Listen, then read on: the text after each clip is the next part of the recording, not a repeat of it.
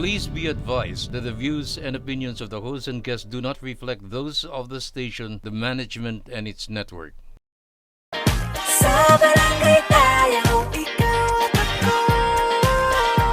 Nagbibigay ng aral sa mga kagawad at kapitan. Sa barangay tayo. Isang magandang araw sa inyo lahat mga kabarangay. Nagbabalik po kami dito sa Barangay Tayo. Bago po ang lahat, nais po namin magbigay ng tribute at pamamaalam sa ating dating DILG Undersecretary for Barangay Affairs at host ng One Media Public Service Program sa Barangay Tayo, Yusek Martindino, na pumanaw na po sa edad na 66.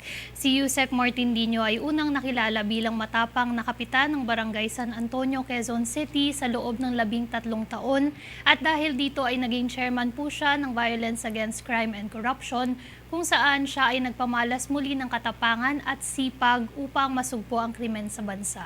Ngunit ang kanyang iniwang legasiya ay ang pagiging DILG Undersecretary for Barangay Affairs, isang posisyon na kung saan ay ibinalik po niya sa taong bayan ang focus at kahalagahan ng barangay service sa buong bansa.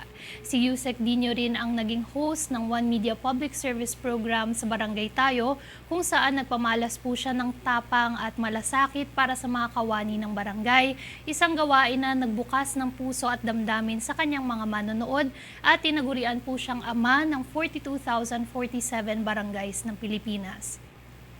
Kaming naulila po niya sa Barangay Tayo ay lubos na nakikiramay sa pamilyang naiwan niya at sa lahat ng bumubuo ng programa mula staff, writers, crew, production staff at co-host na pinakitaan po niya ng kanyang kabaitan.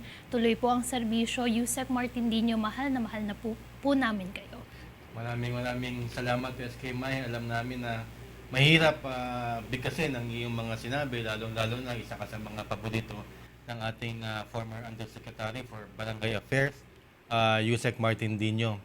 Hindi nyo na humay tatanong, mga kabarangay, na 3 years ago, nakita-kita ho kami, nakilala namin ni SK May si Yusek Martindino at akala nga namin dahil ang kanyang public persona ay yung matapang, pagagalitan ka talaga, panagkakamali ka, pero naging close kami din sa programa at sabi nga nung anak niya ni si Miss Lita Dino Segura, ang papa ko Teddy Bear. Sana nakilala niyo siyang gano'n. At nakilala ho namin yung public persona. We were among the few people in the country na nakilala namin ng lubusan. Isang matapang, isang magalang, at isang disenteng kapitan. Yusek, alam namin na gusto mo makabalik dito sa programa, pero namaalam ka na nga. Maraming salamat sa iniwan mong serbisyo sa amin at ikaw talaga nagpalaki ng programang ito. Papasalamat kami sa iyo. Yusek, mahal na ka namin ni SK May at ang buong barangay. Saludo po kami lahat sa iyo. Yes po, Kags Butch. At sabi nga po ni Yusek, dahil ayaw po niyang tumigil ang serbisyo, tuloy-tuloy lang po tayo para po sa ating programa, The Show Must Go On. Pero ngayong araw po mga kabarangay, may makakasama po tayong isang magaling na kagawad po, Kags Butch. Yes, SK, what a show we have for today. Nagkaroon na tayo ng 3-term kapitan na bababa na sa pwesto niya. At ang ganda nga ng show na yun, maraming nanood, nalaman kung anong buhay ng isang kapitan. Yun ay ang magaling na kapitan na si Joji Jimenez ng Ilocos Sur. Ngayon naman, meron tayong guest na 3-term kagawad at bababa na rin sa pwesto. Alamin natin ang kanyang career, naging buhay sa barangay, at ang kanyang harapin ngayong bababa na siya sa posisyon. Yes po, Kags Butch. This is not her first time here. Na-interview na po natin siya before. Kasama po ang ating Yusek Cap Martindino. Kamustahin po muna natin siyang muli, mga kabarangay. Former beauty titleist ng kanilang barangay, former SK chairperson, and now 3-term kagawad of Barangay Sun Valley, Parañaque City. Ladies and gentlemen, Kagawad Marie Formentera Ferrer. Welcome po. Welcome, Kags Marie. Yes, magandang hapon po ulit sa inyong lahat. Hello, SK May, and sa ating napakasipag din na kagawad, Butch Charano. Thank you. Alam mo, SK, tumatakbo akong konsehal noon. Opo. That was ilang decades na, no? Nakita ko si Kagawad, may nangangampanya ako sa San Valley, si Kagawad Marie, beauty titleist noon. Tapos nga, na-inspire ako dahil tumakbo siya na SK chair. Nagtuloy-tuloy na siya. Up to now, bago siya bumaba, itong December 1, di ba, Kags? Yes, tama po. Ang end of term niya, naka 3 terms siya, tapos naging SK chairperson siya.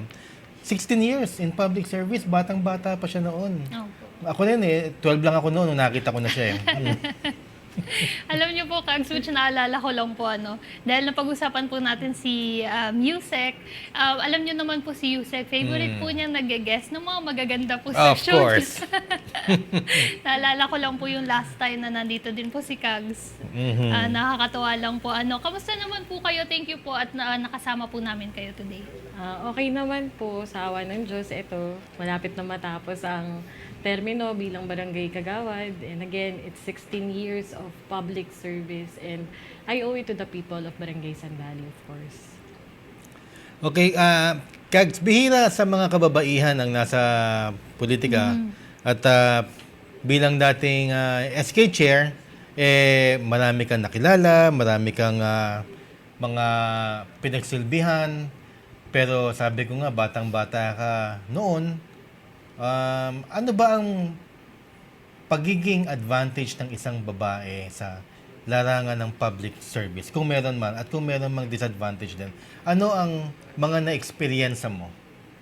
Well, kung sa experience po, I think it's really not about the gender.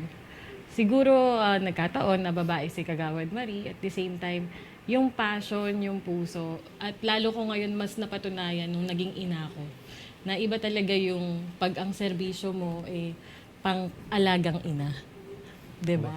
At the same time, nagsimula kasi ako, Kags Butch, hindi na po bago sa inyo. Ako I'm only 16 years old that time. So, sobrang half of my life is nakadedicate na po sa public service. And yun nga po, naging inspirasyon po talaga yung aking advokasya pagdating sa kabataan, hanggang sa kababaihan, hanggang mas lumagana pa po pagdating sa edukasyon. Follow-up question na ako, SK. Sabi mo nga, Kags Marie, it's not about the gender, di ba? Sa tingin mo, naging mas madali ba sa'yo na maaga ka nag-start sa politika vis-a-vis halimbawa sa akin, halimbawa sa amin, na nag-start kami mga late 30s, early 40s. Maaga ka bang natuto at namulat sa mga sitwasyon na para sa amin nahirapan kami mag-adjust dahil may mga edad na kami, pero ikaw namulat ka na kagad doon? Yes, Kags Butch, yung pagdating naman dyan, very fresh kasi yung mind ko nun since I'm only 16 years old, and pagdating mo kasi sa pagseserbisyo, talagang maninibago ka. Tama po yung sinabi ninyo. And for me, hindi siya naging ganun kahirap sa pag-a-adjust. Kasi very active na ako when it comes to youth service. Nagsimula ako bilang president ng mga youth organizations. At doon nag-start yung pag-grow ng leadership ko, na na-adapt ko rin agad yung sistema ng pagiging SK dahil nga yung passion ko talaga nun talaga is kumbaga outgoing person na talaga ako sa pakikisama hanggang sa nag-grow na po yun. And siguro, Kags Butch, yung sinasabi po natin na nahirapan sa pag-a-adjust sa edad, I think hindi naman po siguro, baka po nagkakaiba lang sa pananaw. Correct. Alam niyo po, Kags, nabanggit po ninyo na maaga po kayo nag-start, na namulat sa mga kailangan po sa lugar ninyo, sa barangay po ninyo. Was it always a dream po para sa inyo, para po pumasok sa politika? Kasi po nag-start po kayo at 16 years old, and then you saw what changes need to be made sa barangay. Pero nagtuloy-tuloy po kayo hanggang ngayon na kagawad na po kayo. So what was it always your plan para po magtuloy-tuloy po sa politika? To be honest po, hindi po talaga. Kasi nung nag-start po ako, actually, active ako sa youth participation, youth activities ng barangay before I became SK. Pero it's really not my dream to become a politician at the first place. Kaya siguro tingin ko may factor din yung divine intervention siguro. Dahil gaya nga po ng sabi ko, hindi po talaga yun yung pinangarap ko na maging. Kasi may kwento dyan, Kags Butch. hindi po talaga dapat ako yung SK chairman na tatakbo. Okay. It so happened kasi na naging negative yung perception ko when it comes to politics. So, they wanted my father to run as barangay kagawad during those time. So, parang sinabi ko na wala po bang pang takbuhan ng edad ko dyan. Parang wag na lang po si Papa, ako na lang po. So, dun po nag-start hanggang sa naging SK Federation President ako ng Parañaque. So, parang mas lumawak yung experience ko dahil hindi lang ako nakastuck sa city. Kumbaga, after the barangay, naging city. At the same time, very active din po ako sa National Federation ng SK that time. Kaya po sabi ko, Lord, ito po ba yung sign? Ito po ba yung talagang para sa akin, maging politician? Pero hindi pa rin yun yung sa akin, Kags Butch. Parang yung sa akin, may gusto pa rin ako na gawin. Kasi nga, sabi ko po sa inyo, my advocacy really is for education. Okay, speaking of education, pero alam mo, SK, may natutuwa ako, no? Si Kags Marie ang bisita natin sapagkat at such a young age, naging parang ABC president siya ng mga buong SK sa Parañaque. So that was at the age of 16. Opo. Yes. 17, 18 siya nung time na yun. Mahirap yun, ha? To deal with a lot of egos, to deal with a lot of leadership panache. Pero nagawa niya ng paraan sa murang edad niya at marami nga siyang na-achieve. Nababalitaan ko yan, kapitbahay lang kami. I'm from Barangay Don Bosco, si Kagawad Marie. Hindi niya po itatanong, kapitbahay lang po namin, Barangay San Valley, si Kags Marie. Speaking of yung achievements nga, nung hanggang huling nandito ka, ang favorite na tanong ni Yusek Martin Dino, ano ba ang legislative achievement mo as a member of the Sangguniang Barangay? I'm sure meron. Pakinggan nyo po ito, mga kabarangay, dahil napakaganda po. Yes, when it comes to legislation po, natanong na po to sa akin ni Yusek Martin Dino last time na na-interview po tayo dito. I called it the Educational Assistance Program. It was approved and passed July 9, 2008. So, napakatagal na po nitong ordinansa na ito na sobrang nakakataba ng puso dahil po ang ating pong mga kabataan coming from college. Kasi ang Parañaque po, kung hindi niyo po maitatanong, bawat barangay ho, halos meron na po kaming daycare, elementary school, high school. So, naisip ko po na gumawa po ng programa para naman po sa mga kolehiyo. And yung ordinansa po na ito ay hindi po ginawa lamang para lang po may masabi tayong may maipasa lamang na ordinansa. I come to a point na pinag-aralan po namin, we conduct surveys kung ano ba talaga yung mas kailangan ng mga magulang.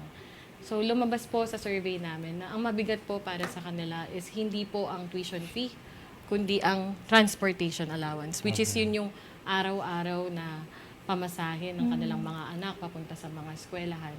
So with that ordinance po, we started like 300,000 pesos of budget. Ngayon po, meron na po siyang 3 milyong pondo na nilalaan coming from the funds of SK. Bakit po coming from the funds of SK? Because during my time, as I said, it was passed 2008. So meaning po, yung ordinansa po na ito ay ipinasa ko nung ako pa lamang po ay SK. And I truly believe na ang SK po is not only for sports. At naniniwala po ako na magandang maging investment po ng kabataan ay ang edukasyon. Kaya po nagkaroon po ng isang educational assistance program ang aming pong barangay San Valley. Doon sa Educational Assistance Program ninyo, Kags, ito ba ay, kasi hanggang ngayon, dire-diretso yan, ano? Yes po. So, institutionalized. Yes po. Paano nangyari yon? Kasi, syempre, nag-come and go ang SK Chair. Come and go ang mga kapitan. Pero ito, yung iyong pinasang ordinansa, dire-diretso, institutionalized. Pinopondohan hanggang ngayon. Yes Since 2000, sabi mo nga, 2008. 2008. Paano nangyari yun? Yes po, Kags Butch, no? Kasi yung ordinance po na to, I make it up to a point na meron po akong provision or whereas clause doon na every year po is mag-allocate po ang Sangguniang Kabataan ng pondo para po sa programa ng Educational Assistance Program. Nice. So 3 million na ngayon, ano? Yes po. Maraming magtataka sa mga ating mga kabarangay, lalo na sa probinsya, no, na hindi ganun kalaki ang budget. Budget. Pero nakalakip naman ang laki ng budget sa population ng isang barangay. Kaya kung gusto nyong magkaroon ng ganitong klaseng mga assistance program pa sa mga parents, lalo-lalo na kayong mga SKs, pag-aralan ninyo yung ginawa ni dating SK chairperson Kagawad Marie Formentera, na ngayon nga kagawad. At siguro pwede tayong makahiram minsan at ipopost namin sa aming Facebook page. Yes po, Kags Butch. para- I'll send you a copy po. Wow, of that maraming salamat. Napakaganda pong program po nito. Napakalaking tulong po nito para sa mga magulang po sa barangay po ninyo. At meron po ba kayong mabibigay na advice po sa mga kagawad ngayon na nais din pong makagawa ng sarili po nilang ordinansa? At especially dahil nabanggit po ninyo na yung continuity po kasi mahirap po siyang i-guarantee. Lalo na kung maganda naman po yung programa, maganda po sana na maituloy-tuloy po ito kahit mapalitan na po yung mga barangay officials. Lalo na po ngayon, magkakaroon na po tayo ulit ng eleksyon. Baka meron po kayong maibigay na advice sa ating mga kagawad. Actually po, yung tingin ko yung paggawa ng mga ordinansa at programa talaga, first, it should come from within. Meaning, kung ano po yung passion talaga ng isang kagawad na naninilbihan, maging specific po siya doon. At tignan niya kung anong relasyon nito sa komunidad na pinagsisilbihan niya. Para hindi po siya mahirapan din sa continuity naman po. As I said, we can make provisions for that ordinance na kahit hindi na po sila yung naninilbihan, nakaupo, magtuloy-tuloy pa rin po ang programa. Dahil tama din naman po kayo, SK May, na hindi po maaalis na pagkatapos ng eleksyon, pag iba na yung nakaupo, hindi na po natutuloy ang programa. But then again, it's an ordinance. Kumbaga, ipinasa po ito bilang batas na po ng inyong barangay. So, para po sa kaalaman din po ng ating mga kabarangay, nararapat lang din po talaga na malaman nila na kapag may mga ordinansa, yan po ay dapat po ipinagpapatuloy whether kung sino man po ang susunod na uupo or kung ipagpapatuloy po, syempre, nung current na naninilbihan. Alam mo, maganda yung sinabi ni Kags Marie sapagkat yung ang ibig po sabihin yun, what you bring to the office is your personal conviction. Kasi may kanya-kanya tayo at dapat nga suriin ng taong bayan kung ano yung mga personal conviction, experience at saka passion ng isang kumakandidato, isang nakaupong kagawad.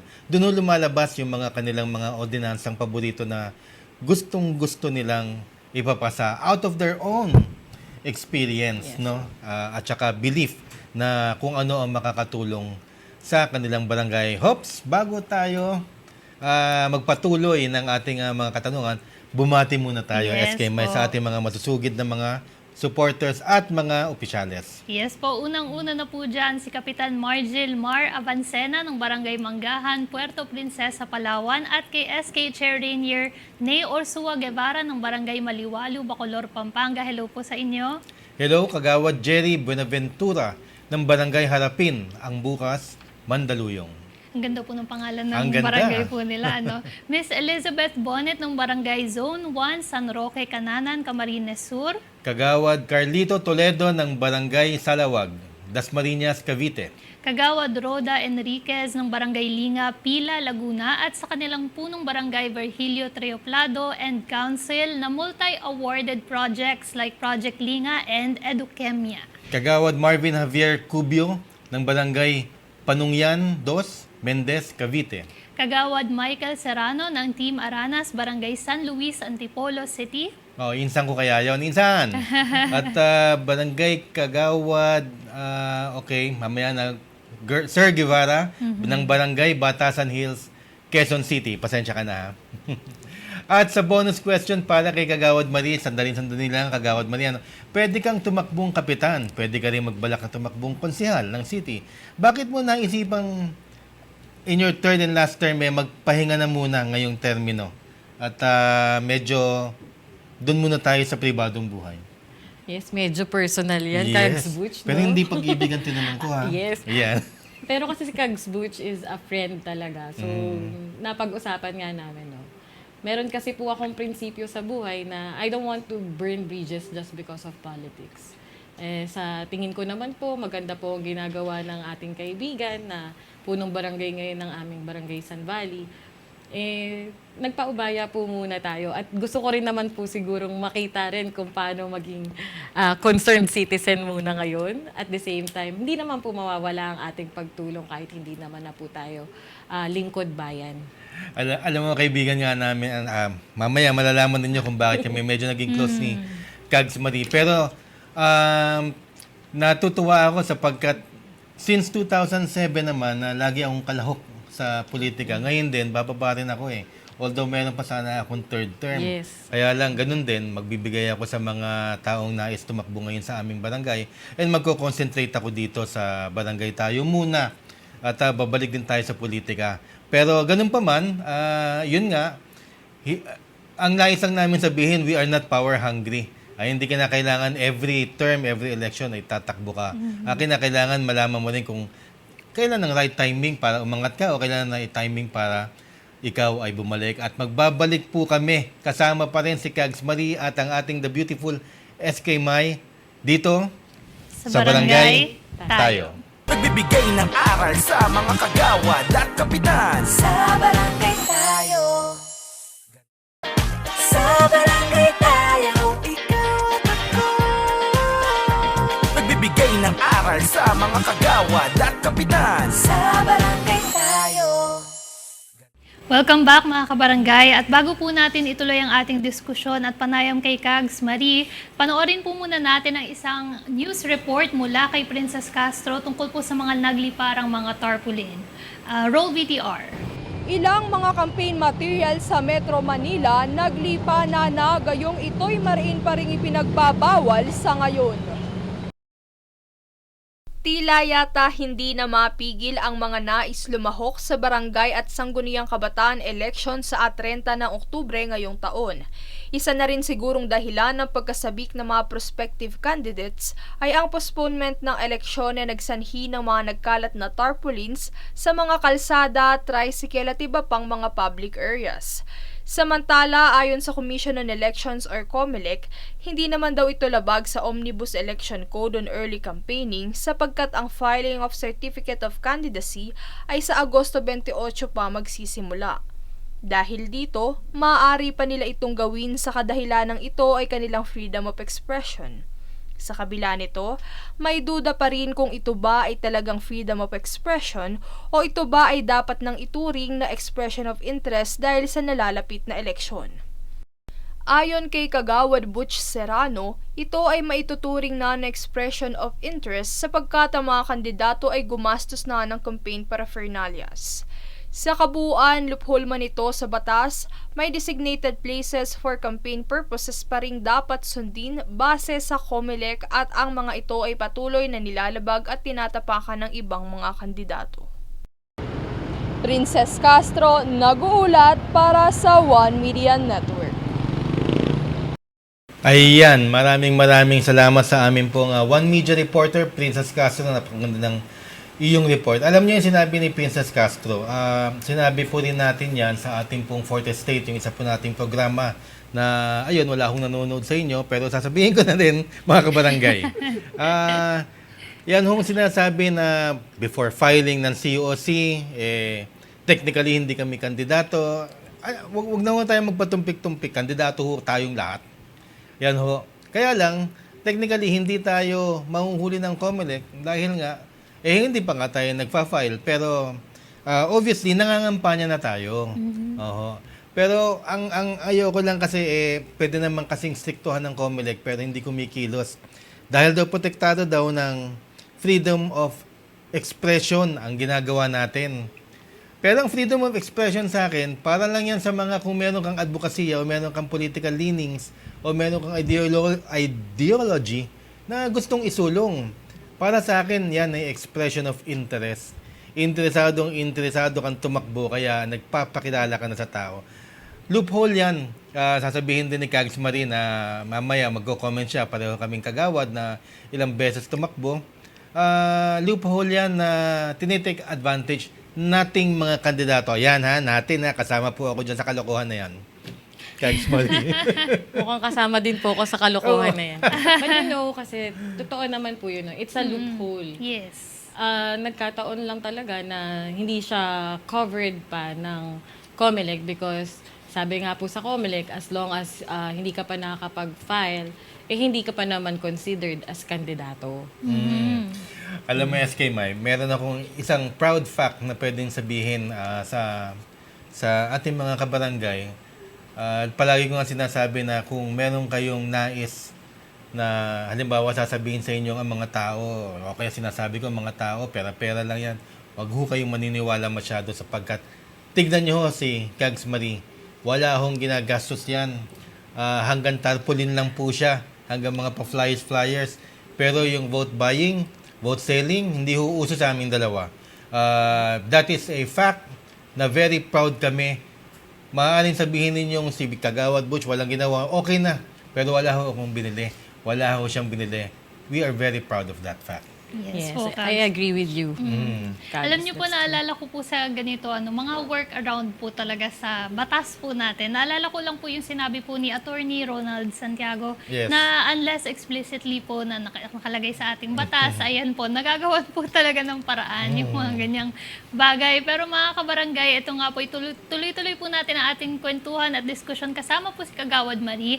At ngayon naman po, pag-uusapan naman po natin kung ano po yung mga background po ninyo sa inyong barangay at pati na rin po kung ano po mga nagawa po natin para po sa Barangay Sun Valley, Parañaque City. Okay.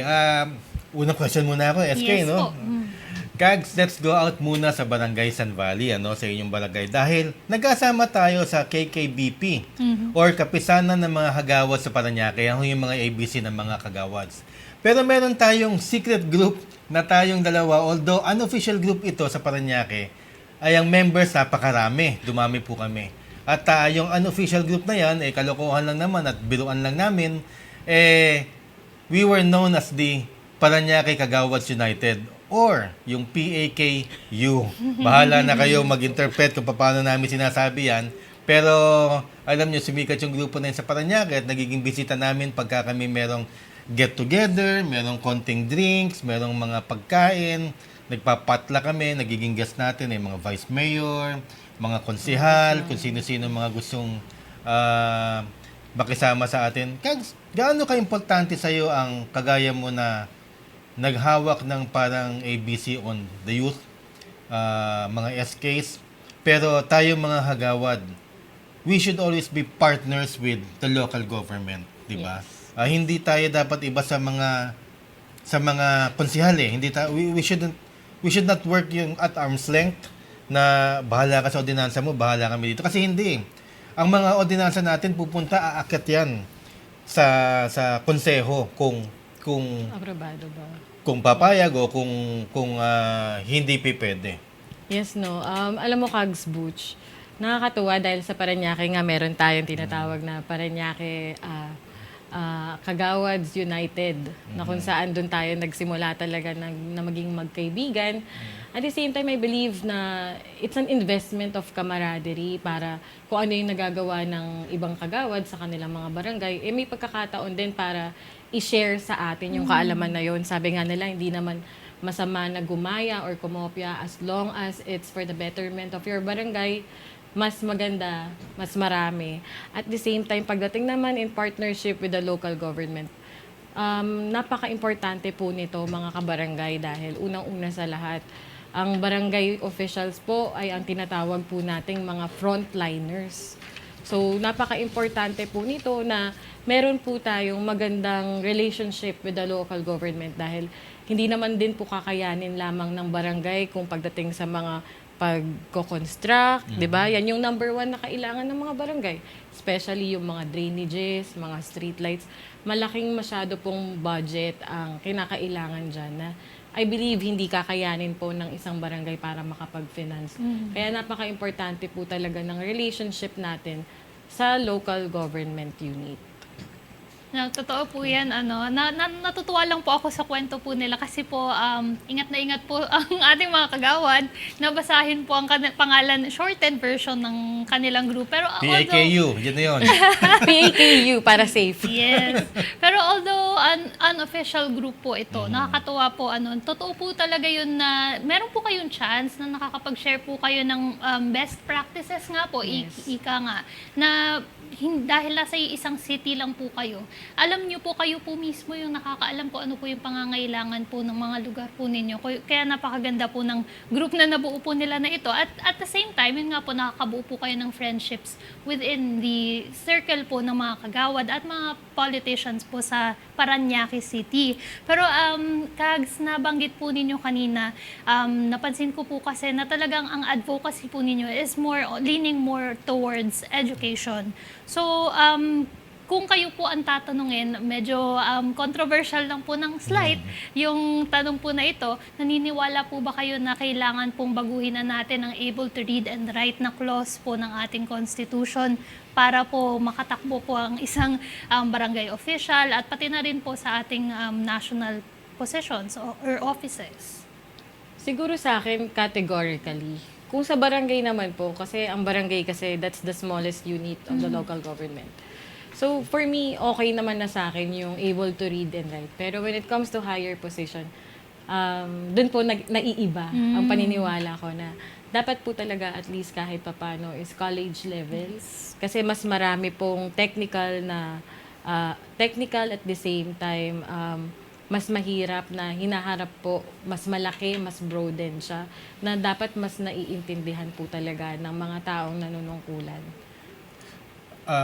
Kagaya natin, Kags Marino, dito tayo sa NCR, mga public servants tayo ng NCR. Iba yung problema ng NCR, iba yung sa probinsya. Marami tayong namimit dito sa programa na iba ang sa kanila, ang mga problema doon, land grabbing, or yung kalabaw, nirereklamo, pumunta sa ganito, mga krimen, pero mas marami dito sa NCR.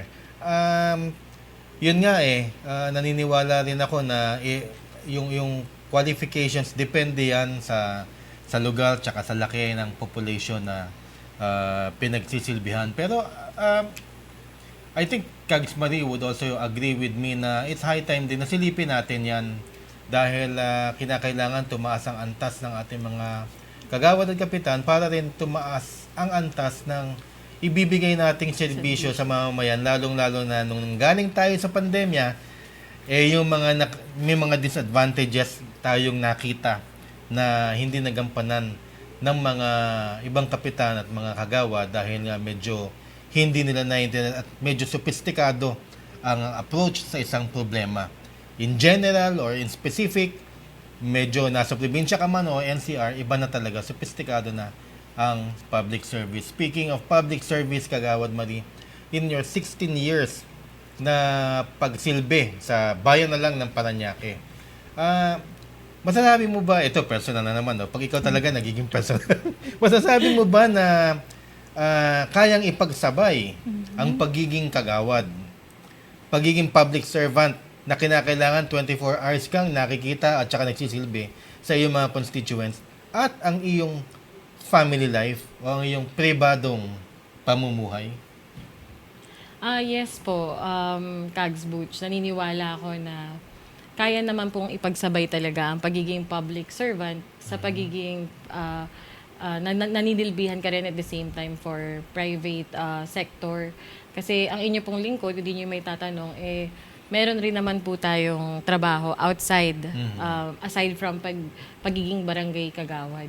And at the same time, mas lumalawak din kasi yung knowledge mo, yung connections mo, na hindi mo lang nabibuild through public service. At saka hindi nyo po talaga maiaalis yung public and private partnership. Talagang magkalakip po kasi talaga Yun na yung yan. pagkatao mo Yes po. And when it comes to family naman po, ilang kagandahan, Kags Butch, simula nung napasok po tayo bilang lingkod bayan, parang pati yung pamilya mo, minahal din yung ginagawa mo, pagiging public servant. Pati sila, kinoconsider na rin nila yung sarili nila na public servant na rin sila. Kasi nga, alam niyo naman, napaka-sensitive po ng ating mga constituents, lalo na kapag kumatok ka sa bahay. Alam mo yan, Kags. Kasi sa barangay po, hindi po talaga maiiwasan yung una pong kakatukin, paghingi ng tulong. Hindi naman po ang mga taong na-elect sa taas, kundi po kami pong mga nasa barangay.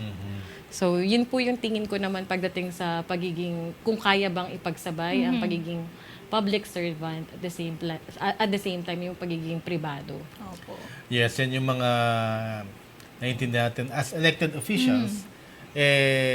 Yan ang kinakailangan natin harapin at dapat handa tayo. Kasi kung hindi ka 100% dyan at hindi rin 100% ang family mo dahil sila rin maapektuhan sa iyong lingkod bayan, wag na lang. Kinakailangan all in ka. Sa mga nag-iisip po dyan, tatakbo ba ako sa BSKE itong October 30? Ayun ho, nandyan ang kasagutan kay Kags Marie. Sinabi niya, you have to be all in. At hindi lang ikaw, pati family mo, all in din. Depende na lang sa inyo, no? Pero ikaw mismo na tatakbo, you should be all in. Kags Marie, yung tayo, elected tayo, pero may mga kawani ng barangay na talaga namang ibang klase din ng tulong. Hindi natin magagampanan ang trabaho natin kung wala si barangay secretary, si admin, si treasurers, lalo si Natanod, BHW. Pero pag nasaktan yung mga yon, tayo rin na nag-aabot o wala naman talaga silang mapuntahan. Dahil wala tayong mga benepisyo sa barangay. Hindi yan institutionalized. Kagaya ng halimbawa sa private, kung may mangyari sa amin ni SKMI, meron kaming Medicard, meron kaming mga insurance. Totoo po. Kags, ano masasabi mo dito sa Magna Carta for Barangays? Kailangan na ba sigurong ikaw ba pinangakuan ka ng mga tumatakbo ng DAPAS na ipapasa nila yan at ipopostpone ng election, iboto lang sila? Narinig ko po yan. Ayan, yun, Naka-attend po tayo dyan. Pero alam niyo po, I think it's really about time para po ipasa yung Magna Carta for Barangay, no? Dahil unang-una po, dapat ang in-institutionalize po talaga ng ating gobyerno ang barangay. Dahil gaya nga po ng sabi namin, kami po ang mga frontliners. Kami yung unang mas nalalapitan, mas hinihingian ng tulong, at nakakaawa din po ang mga empleyado ng barangay dahil po dyan, hindi po tayo makagawa or wala silang maasahan na konkretong plano sa kanila ng gobyerno. Kasi ang nangyayari pagkatapos na, at saka walang security of tenure. Correct. That's Wala. the problem. So talaga pong hindi maiiwasan talaga sa barangay yung pagka nag-iba na ng administrasyon, iba na rin po ang empleyado.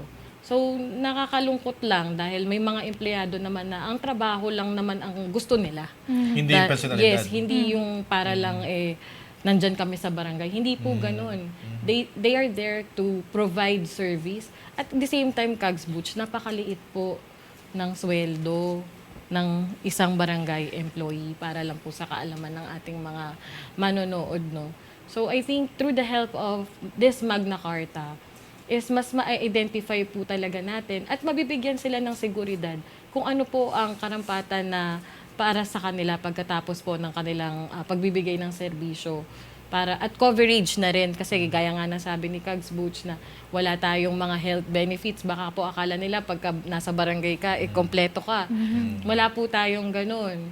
Kaya po talagang para sa akin, kailangan na po talaga. It's really about time para po sa ating mga naninilbihan po at lingkod bayan din na pwede pong gumawa ng batas na ito. Baka po naman sa pagkakataon pong ito, Kumakatok maibigay po kami sa inyong mga pintuan. Baka naman Kasi po. naniniwala po ko, yan po yung isa sa binanggit sa atin ng ating mahal na si Yusek Martin Dino. Yes. Talagang inilabi po talaga niya ang Magna Carta for Barangay Act po talaga. Pinupush talaga. Pinupush Yusek. po talaga. Hanggang sa huling Yes po. sandali ng kanyang buhay, pinush niya talaga yan. Totoo po yan. Nako, very well said po. Kapag ito po kasi ang pinag-uusapan natin, lagi po natin nababanggit na yung mga nagtatrabaho naman po sa opisina, talaga pong may mga benepisyo na ganito.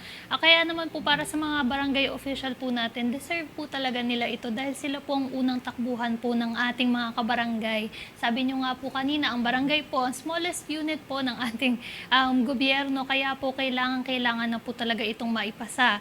At bago po tayo dumako sa ating pong last na question, baka meron po kayong nais na batiin, i-shout out po, Kags Marie. Okay. Batiin mo naman yung kasama mong pogi dyan. Ayan. Siyempre, una binabati ko yung aking ever supportive husband. Nandyan si JM Ferrer. And siyempre sa amin pong mga kabarangay dyan, higit sa lahat sa mga kabataan. Lagi niyo pong tandaan na nandito lang po si Kagawad Marie Formentera. Palaging magbibigay po ng serbisyong katropa kasama ang serbisyong tapat para sa lahat. Yan. Hindi siya tumatakbo ha, bababa yan. Okay, Kags, we will take a look back more at your more than 16 years of public service since 16 years old. Kaya maghintay po kayo at magbabalik po ang Sa Barangay Tayo. Nagbibigay ng aral sa mga kagawad at kapitan. Sa barangay tayo. Sa barangay tayo, ikaw at ako. Nagbibigay ng aral sa mga kagawad at kapitan. Sa barangay tayo. Welcome back mga kabarangay. Alam niyo po, isa sa mga konsepto namin dito sa Barangay Tayo at isa sa mga aming mga importanteng goal sa programang are ay ang magkakilala tayong mga barangay employees and officials. At kamakailan nga lamang, meron kaming bisita, si Kapitan Joji Jimenez ng Ilocos Norte, na napanood niya dito rin, na naging guest namin si Kapitan Dondon Francisco ng Barangay Namayan, Mandaluyong City. Yung One Namayan app, yung po yung app na one push of the button sa cellphone, sa application na po yun, yung serbisyo ng barangay nila ay darating kaagad, within minutes. So, nagustuhan po ng isang kapitan yon, si Kapitan Joji ng Ilocos Norte, makikita nyo sa picture, dinalaw po niya ang Barangay Namayan. At ayan po, makikita nyo sa inyong mga screens na nagpaturo ang barangay poblasyon kung paano ma-implement ang ganyang klaseng serbisyo. Kumbaga, makikita ninyo dyan, sila ay nag-benchmarking ng kanilang mga serbisyo sa barangay at nagpalitan sila ng mga ideas at mga suggestions nila kung paano ma-improve. Isa pong barangay din sa NCR at isang barangay sa probinsya, paano nila matulungan sarili nila na ngayon, pinagkasunduan nila na magiging sister barangays po ang kanilang respective barangays. Sa totoo lang, I am filled with emotions kasi yan ang talagang aming gustong mangyari, na tayong lahat magkatulungan sa ating mga barangay. Hindi tayo, we cannot coexist na bahala ka dyan sa Mindanao o kami dito sa NCR, okay kami. Hindi po pwede. Marami kaming matututunan sa inyo at marami rin siguro kayong matututunan sa amin, kaya natutuwa ako. Kapitan Dondon Francisco ng Barangay Namayan at Kapitan Joji Jimenez ng Ilocos Norte, mabuhay kayong dalawa. Yes po, Cap Jojo and Cap Don Joji, Cap Joji. Joji at Cap Dondon. Hello po sa inyo at saludo po kami sa inyo. Keep up the good work po. At ngayon naman po, as we say in sports and in everything, we have to say goodbye to This Is It, Kagus This Marie. is it. Yes po. So ayun nga po, let's get deep and personal naman po sa ating last segment ngayon. Ready na po ba kayo? So ayan po, ito po. May mga ilang questions po tayo ngayon mula po kay Kags Butch mo. Una po si Kags Butch, na medyo mas personal po para po sa inyo. Okay. Yung pa lang sa pagkakasabi, deep and personal. Yes. Sa iyong tinahak na mapuot, masakit at maruming landas ng politika, hindi naman lahat, of course. Meron ka ba, Kags Marie, na masasabing pangyayari na hindi mo makakalimutan, whether good or bad, o isang sitwasyon na pinagpulutan mo ng leksyon? At sino ang mga naging gabay mo sa ups and downs ng pagsilbi mo sa barangay ninyo? Alam niyo po, talagang totoo yan. Napaka-deep talk pala to. Alam niyo po, sa totoo lang, nung pumasok tayo sa pagiging lingkod bayan, tinanggap ko na po yung laging sinasabi na magiging open book ka na sa publiko. So, hindi pa rin naman po naaalis yung mga kritisismo. Pero yung pangyayari na hindi ko makakalimutan talaga, Kags Butch, yung every time mayroon tayong eleksyon na nalalapit, talaga naman pong naglipa na po yung mga paninira. Intriga. Actually, yung intriga, sa amin kasing mga naglilingkod na at tumatakbo every time din, is we are open to that. Pero meron talagang punto dahil nga sabi nga nila, ang pinakamasakit na eleksyon ay ang barangay. Dahil kapitbahay niyo po sila, minsan kamag-anak. Pero alam niyo po, ang natutunan ko talaga dito is wag tayo basta-bastang sumagot, pumatol. Sa madaling sabi po, mas piliin pa rin natin maging mabuti. Dahil sa pagiging mabuti po, hindi tayo makakagawa ng masama. At ang naging gabay ko po dito, syempre, number 1 po is the family. Kaya nga po sinasabi ko sa inyo kanina na napaka-importante po na tanggap ng inyong pamilya ang pinasok nyo rin pong larangan. Yun naman po yung tingin ko na talagang masasabi ko na pangit sa politika, kumbaga. Whether you do good, you do bad, pareho lang ang tingin. Basta pinili nila na wag makita yung fruit of your labor, they will still choose to be blind.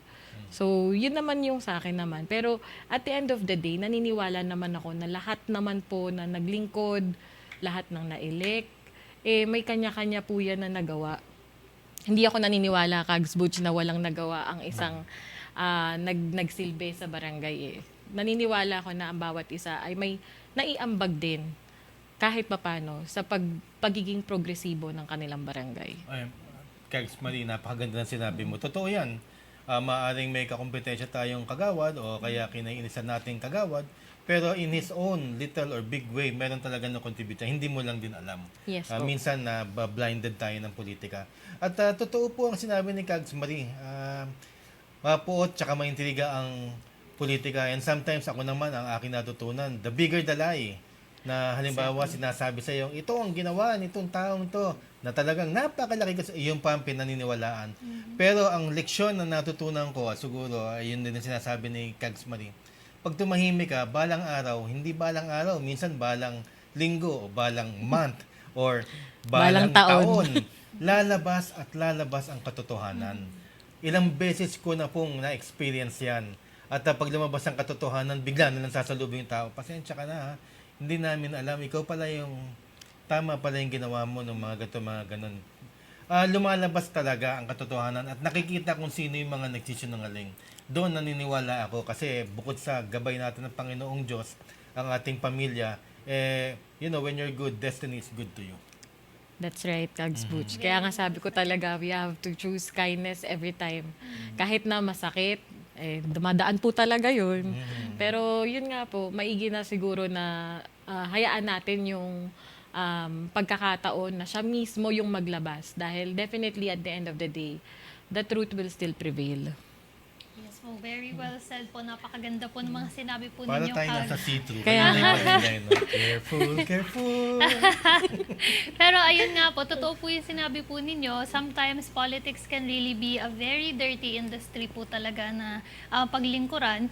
At may ilan din pong nagsasabi na minsan ang politics po ay ginagawang isang money-making business na hindi naman po natin maiiwasan dahil yun na po ang naging image po ng politics sa ibang tao. Pero kayo po ba, sa tagal po ng paglilingkod po ninyo, sa ilang years po na naglingkod kayo sa inyong barangay, naniniwala pa rin po ba kayo na ang politika, ito po ang isa sa mga pinakamagandang way para makatulong po sa inyong kapwa? Yes po, SK May, no? Yan, alam nyo, sa totoo lang, hindi maaalis talaga na may pangit or bad side ang politika. Pero para po kasi sa akin personally, ang politika po talaga, maganda siya. Kasi it's your way in helping others. Ito po yung tamang venue para tumulong ka, gamitin yung mga resources para sa ikagaganda ng inyong community. Lagi lang talaga sigurong nagbabrand or tama po yung sinabi ni SK May na nakikita siya as image of negativity. Pero the reality po talaga, ito po yung tamang venue para gamitin yung pagkakataon na ibinigay din naman sa iyo ng taong bayan para makapagsilbi. Siguro depende rin talaga siguro po sa liderato ang pagbibigay ng serbisyo. But personally for me, mas di hamak na marami pong magandang influence ang politics over dun sa pangit na image nito. Yun naman po yung para sa akin, Kags Butch. Alam mo, SK, no? Kung if I may add to the answer of Kags Marie, natutuwa ako and Sabi ko nga, inspirasyon ko si Kags Marie nung nakilala ko siya before. Hindi pa ako elected. Siya elected na eh. Politics may be dirty, but I believe that it should always be inhabited by good people. Kasi nga, hindi maganda kung, alam niyo na, ang sinasabi ko. Pero yung sinasabi ni Kags Marie na ang politika venue, totoo po yan. That is the best way para to effectuate change. Meron nga mga nagsasabi at pagka kami kinikriticize, kagawad mali, kagawad butch. Pag kaya ko din naman gawin yan eh. Tutulong din ako sa tao kahit nasa private. Opo, totoo po yun. Makakatulong ho kayo in your own. You don't have to be in government to make a difference in people's lives. Kaya lang, meron tayong difference. Kami mga elected, tsaka sa mga natulo. Ang difference yun, may mandato kami. At meron kaming pananagutan sa publiko. Kami kailangan namin gawin everyday. At pag hindi namin ginawa everyday, pwede kaming parusahan na dereliction of duty. So, pinasok talaga ni Kags Marie ang buhay ng politika to effectuate change para to touch people's lives.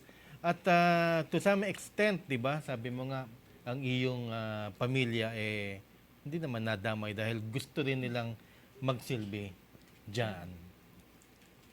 Yes In po, fact, marami yung mga kamag-anak mo yata, lalo na yung dad mo, di ba?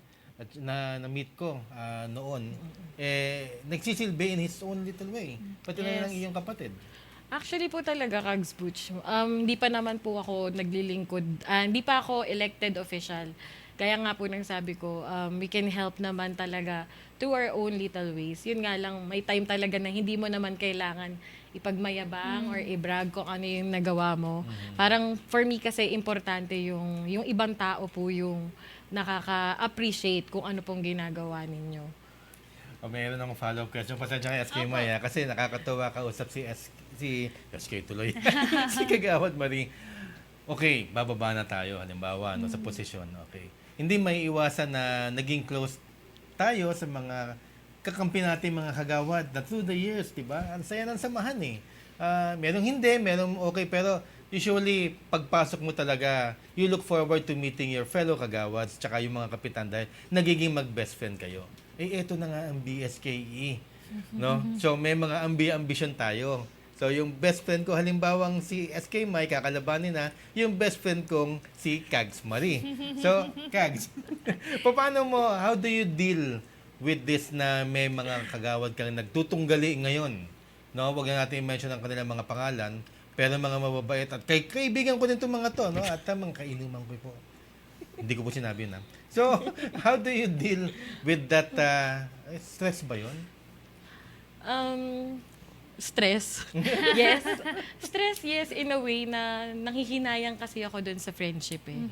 Alam mo, whether we like it or not, talagang darating tayo dun sa point na mamimili ka dahil hindi naman pwedeng dalawa sila. Of course. Diba? Kasi isa lang yung pipiliin dun sa posisyon na yon. Pero yun nga po, gaya nga po ng sinabi ko na may kanya-kanya tayong paniniwala. At yung friendship talaga, dun ako nanghihinayang. Kaya po yan ang isa sa dahilan kung bakit hindi po ako tumakbo. Kasi nga, I still believe na you can still choose. Diba? Kung you don't have to burn bridges for your personal interest siguro. Hindi ko naman or ambition, mas magandang termino.